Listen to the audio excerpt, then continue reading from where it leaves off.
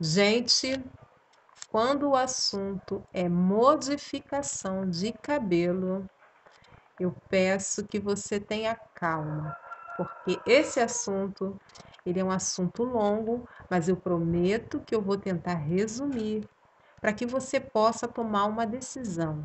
Se você não me conhece, eu sou Valéria Campos e seja bem-vindo a mais um Saúde e Cabelos.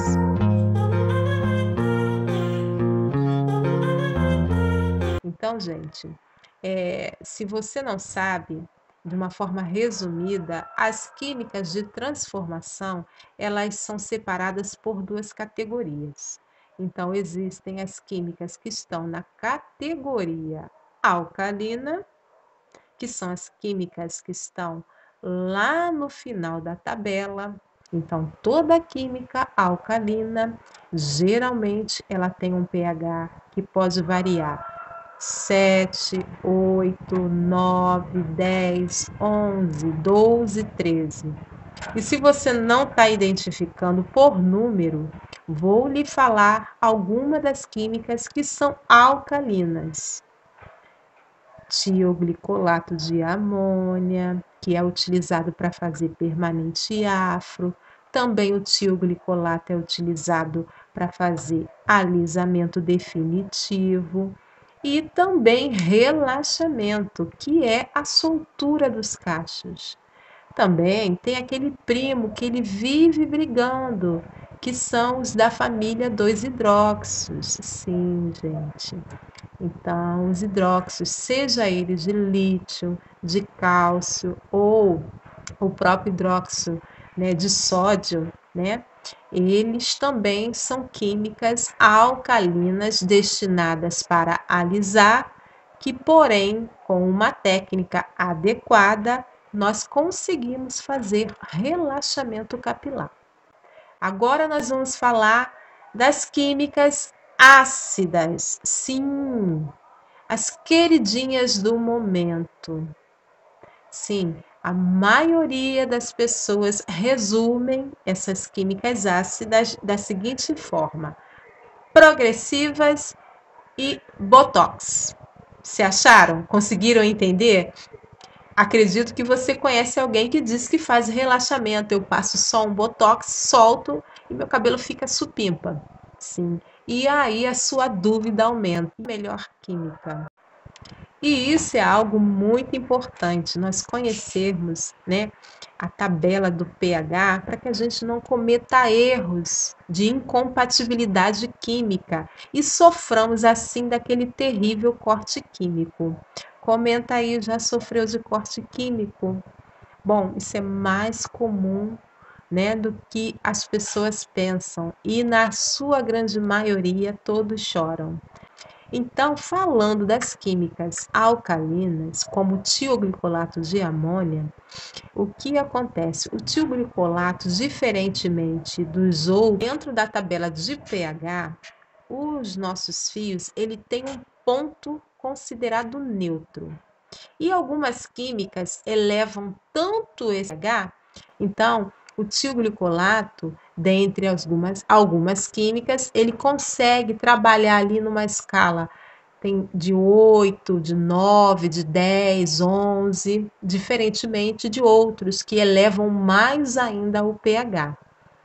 Porém, a maioria das pessoas dizem que o cabelo não se deu com o tioglicolato, né? Que ele não alisou, que ele não pegou, que ficou muito fraco. E fazem o retoque de raiz de uma maneira assim inexperiente. As pessoas têm medo de usar tioglicolato porque dizem que o cabelo arrebentou. Mas aqui no canal eu trago para vocês uma playlist chamada Relaxamento capilar, como não errar. E lá eu dou dicas e segredos que os grandes profissionais guardam as 7 chaves. Então eu vou deixar o link na descrição e assim que acabar esse vídeo, você vai fazer essa maratona a respeito de relaxamento capilar. E falando das químicas que são consideradas ácidas, elas já trabalham de uma forma diferente. Elas abaixam o pH. Então, se um cabelo ele está na sua neutralidade, ele agora vai abaixar. Imagina que você estivesse numa geladeira e a temperatura caísse. Então, as químicas ácidas, elas trabalham assim, baixando o pH. Não é a temperatura, é o pH do cabelo. Então, agora que você já sabe que existe uma tabela de pH que fazem a separação das químicas, vamos agora falar um pouquinho a respeito das estruturas e das curvaturas de cabelo. Sim, isso é algo que nós devemos considerar para que nós possamos tomar uma boa decisão. A maioria das pessoas, elas hoje em dia utilizam uma tabela na qual elas dizem que o cabelo é 3A, com 3B, com 4C, com 4A. Ou seja, hoje em dia, falar de curvatura de cabelo é algo que é fácil, né? Qualquer um consegue identificar. Comenta aí a curvatura do seu cabelo. Bota aqui no comentário a tua dificuldade com relação à escolha de creme. Então, a curvatura dos cabelos, né? E a estrutura desse fio, ela também vai pesar bastante nessa decisão. Por quê? Porque, como eu já expliquei, né, em vídeos passados, os produtos legalizados pela Anvisa são destinados para alisamento. Então, se o seu cabelo for um cabelo frágil, se o seu cabelo for um cabelo sensível, ou um cabelo fino, ou afinado, ressecado, quebradiço, esses fatores serão decisivos para que você escolha a química e a sua força. E se você não está entendendo, quando eu falo de força, é naquela questão que vem no rótulo, sabe? Suave, forte, médio ou mild, né? Tá conseguindo entender? Sim, isso é direcionado para cabelos fragilizados, sensíveis. Então, nós necessitamos entender como é que está a estrutura do nosso fio. Comenta aí, ele está arrebentando com facilidade? Ele está assim elástico, se esticando? Então, se ele está nessa situação, talvez, né, esse não é um bom momento para se pensar em fazer relaxamento ou qualquer procedimento de alisamento nos seus fios.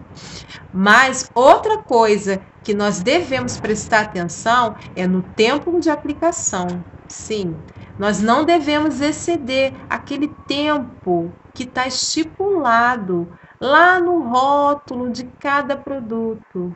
E também nós não devemos achar que o nosso cabelo é resistente. Gente, essa questão é uma das questões na qual a maioria das pessoas confundem, né? Elas acham que toda a elasticidade que um cabelo saudável tem, toda a rigidez que ele possui, é sinônimo de cabelo difícil. Então, as pessoas buscam uma química cada vez mais forte, com a intenção de domar, né? Sendo que, por falta de conhecimento, o resultado é trágico, justamente porque as pessoas não sabem que quanto mais alto for o pH do produto, mais difícil e mais demorado será essa recuperação do fio para que ele se estabilize. Então, acredito que você já entendeu. Procure químicas que trabalhem com um pH não tão alto, mas que também sejam certificadas pela Anvisa, porque existem muitas propagandas enganosas. E nós sabemos que a Anvisa, ela já tem os produtos certificados e que trazem uma segurança na hora de aplicar. Se você gostou desse assunto, não deixe de deixar o seu like, o seu comentário. E, por favor, compartilhe esse vídeo com o maior número de pessoas.